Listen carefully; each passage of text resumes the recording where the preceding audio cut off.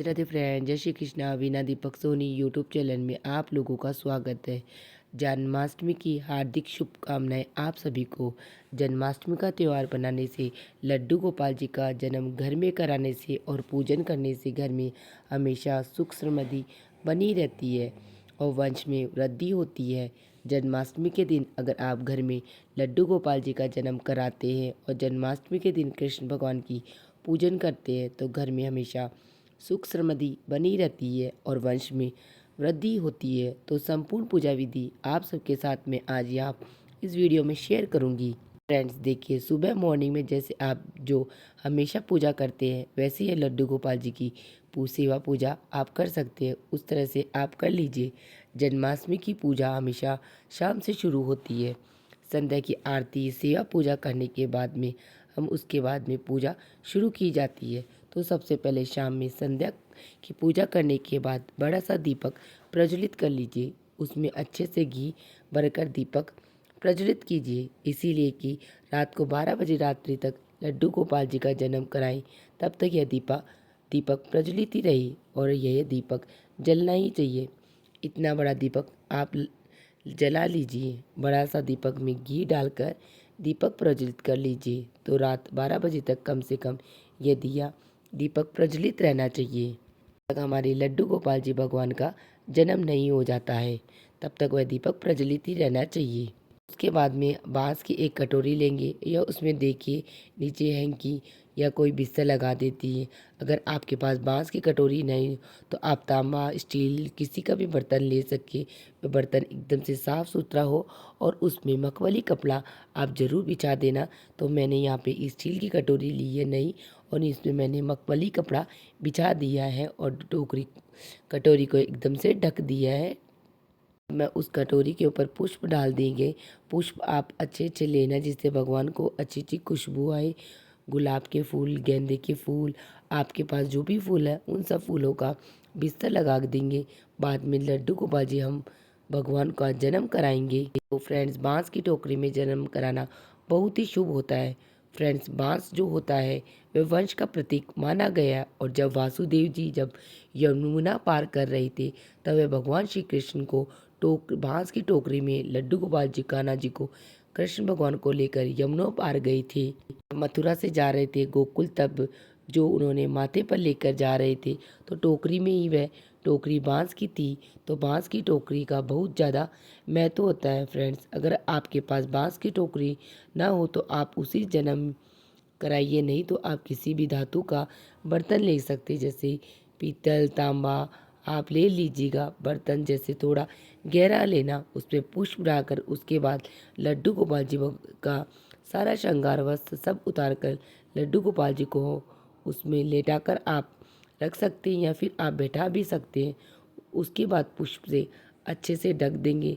लड्डू गोपाल जी को फिर से वापस से जो भी ज्वेलरी पहनाई वस्त्र पहनाया वह सब उतार देंगे लड्डू गोपाल जी का। उसके बाद में पुष्प से अच्छे से ढककर उसके बाद देखिए आप जो है न कोई आप हैंकी से भी ढक सकते हैं या फिर चुनरी हो तो चुनरी से ले लीजिए या फिर कोई भी कपड़ा, लाल कपड़ा, पीला जो कपड़ा अच्छा नया कपड़ा हो, लाल पीले रंग का शुभ कलर का कपड़ा हो, जो लाल पीला हरा गुलाबी कोई भी रंग का मतलब शुभ कलर होना चाहिए, उससे आप ढक दीजिएगा। उसके बाद पास में एक खीरा रखना है और एक सिक्का रखना है।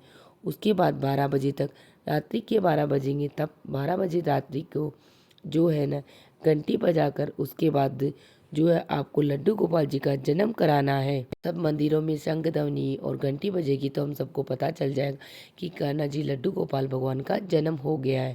पहले लड्डू गोपाल जी भगवान का जन्म करेंगे तो घंटी बजाएंगे, ताली बजा सकते हैं, शंख हो तो आप शंख भी बजा सकते हैं, ताली भी बजा सकते हैं। उसके बाद लड्डू गोपाल जी का जन्म इस प्रकार से कराएंगे।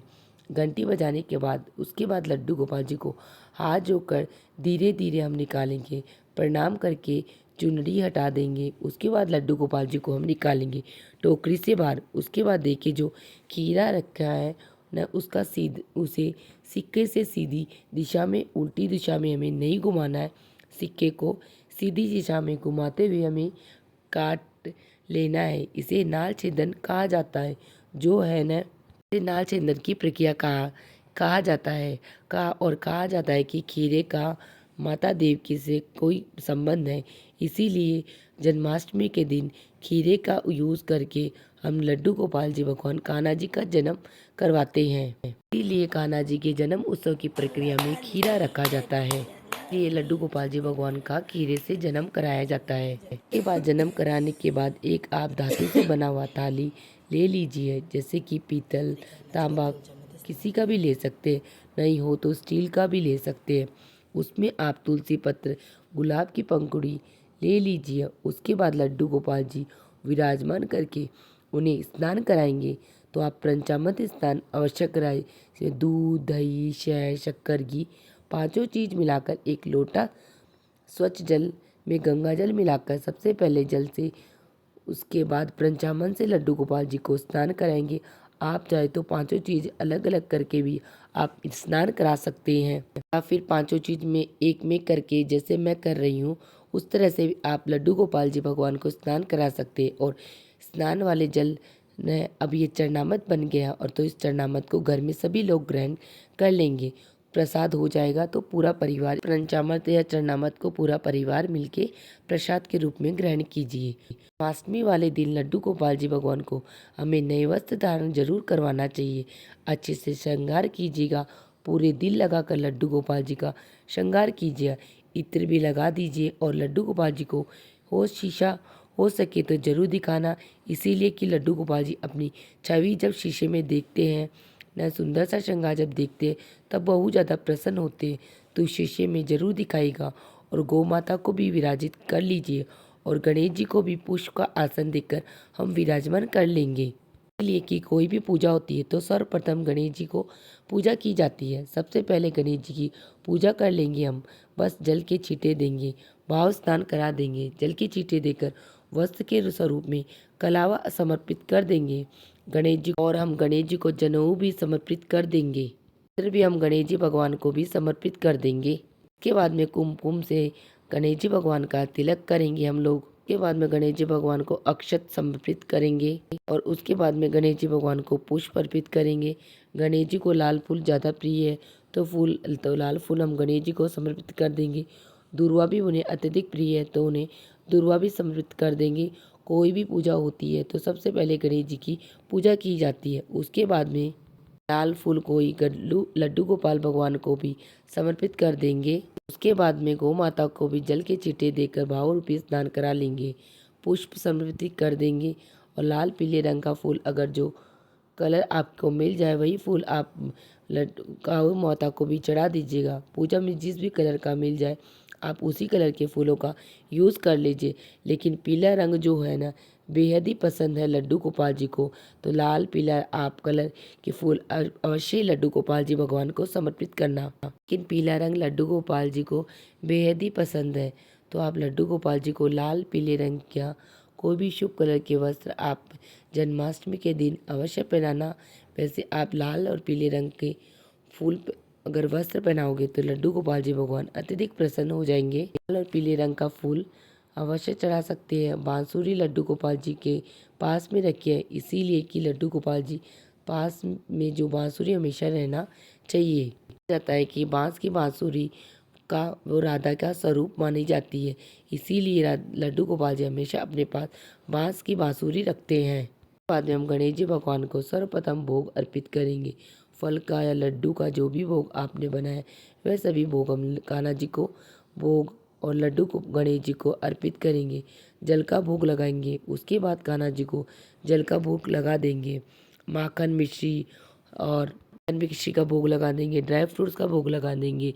और धनी की पंजीरी जन्माष्टमी के दिन बहुत ज़रूरी होती है, तो पंजीरी का भोग लगा देंगे। जन्माष्टमी के दिन माखन मिश्री ड्राई फ्रूट मिठाई सब चीज़ों का भोग अवश्य लगाएं, और पंचामृत बनाकर भोग लगाया जाता है। उस दिन दूध, दही, शहद, शक्कर पांचों चीज़ जो है ना आप एक बर्तन में मिला लीजिए, और पूजा में भगवान लड्डू गोपाल जी को पंचामृत का अवश्य भोग लगाए। और फल देखिए विशेष रूप से खीरा चढ़ाया जाता है। फल में आप 2 तरह का फल चढ़ा सकते हैं, या 4 तरह का फल चढ़ा सकते हैं, या 5 तरह के फल चढ़ा सकते हैं। जितना होए आप चढ़ा लीजिए। आप कम हो या अधिक इसका कोई फर्क नहीं पड़ता, लेकिन खीरा काकड़ी का भोग अवश्य आपके फलों में होना चाहिए। आप अवश्य लेना, क्योंकि विष्णु भगवान का प्रिय फल होता है। भोगों में आप तुलसी पत्र जरूर रख देना। विष्णु भगवान जी के भोग और गणेश जी के भोग में तुलसी पत्र नहीं देना चाहिए। सिर्फ विष्णु भगवान जी के भोग में तुलसी पत्र रखा जाता है। तो यहाँ पर मैं लड्डू गोपाल जी भगवान और गणेश जी का भोग अलग अलग रखती हूँ। विष्णु भगवान जी के भोग में तुलसी पत्र दिया जाता है और धनिया पंजेरी बनाकर उस दिन आप अवश्य चढ़ाएं। विशेष रूप से जो न पूजा में माखन, मिश्री, धनिया और पंजीरी का धनिया भूनकर उसके बाद उसमें थोड़ा सा घी और चीनी मिलाकर बना लीजिएगा यह धनिया पंजीरी। फिर आप मिश्री भी मिला सकते हैं और सभी भोग पर तुलसी पत्ता रख देना। विशेष रूप से माखन, मिश्री, धनिया पंजीरी, खीरा, कोई भी मिठाई, इन चीज़ों का भोग जन्माष्टमी के दिन आप अवश्य लगाएं। ड्राई फ्रूट्स से भी आप भोग लगा सकते हैं। पूजा में कुछ दक्षिणा रखनी है तो उस दक्षिणा को पहले हमें गणेश कान्हा जी, लड्डू गोपाल जी भगवान की नज़र उतार के रख देना है। के बाद में धूप प्रज्वलित करके धूप दिखा लीजिए और पूजा में कुछ दक्षिणा भी हम रख देंगे। दक्षिणा से अगर हमारी पूजा पाठ में कोई कमी रह गई है तो लड्डू गोपाल जी भगवान हमारी कमी को पूरी कर देना। इस प्रकार हम बात लड्डू गोपाल जी को बोल देंगे। बाद में दक्षिणा से आप लड्डू गोपाल जी के कुछ जैसे वस्त्र ले लिए या फिर कुछ सामान भी खरीद सकते हैं लड्डू गोपाल जी के लिए। उस पैसे से उसके बाद कपूर प्रज्वलित करके आरती कर लीजिए। पूरक लड्डू गोपाल जी की आरती गाते हुए आरती कर लीजिएगा। आप चाहे तो डायरेक्ट झूला पर भी बिठा सकते हैं। श्रृंगार करने के बाद या फिर जो सिंहासन पर बैठाकर भोग लगाने के बाद उसके बाद आप जो है ना झूला पर झूला सकते हैं। तो आरती करने के बाद सीधे हाथ में जल लेकर थोड़ा सा 3 बार जब दीपक में से घुमाकर आचमन कर लेंगे। आचमन करने के बाद जैसे भोग ग्रहण कर लेंगे तो 5 मिनट तक भोग रख देना सामने। उसके बाद 5 मिनट बाद लड्डू गोपाल जी को झूला झुला देंगे। इसलिए कि जन्माष्टमी पर झूला झुलाने का बहुत ज़्यादा महत्व है। तो एक एक करके पूरा परिवार न बारी बारी से लड्डू गोपाल जी को झूला झुलाएंगे और झूला झुलाते हुए हाथी घोड़ा पाल की जय कन्हैया लाल की, इस प्रकार बोलते हुए हम लड्डू गोपाल जी भगवान को झूला झुलाएंगे।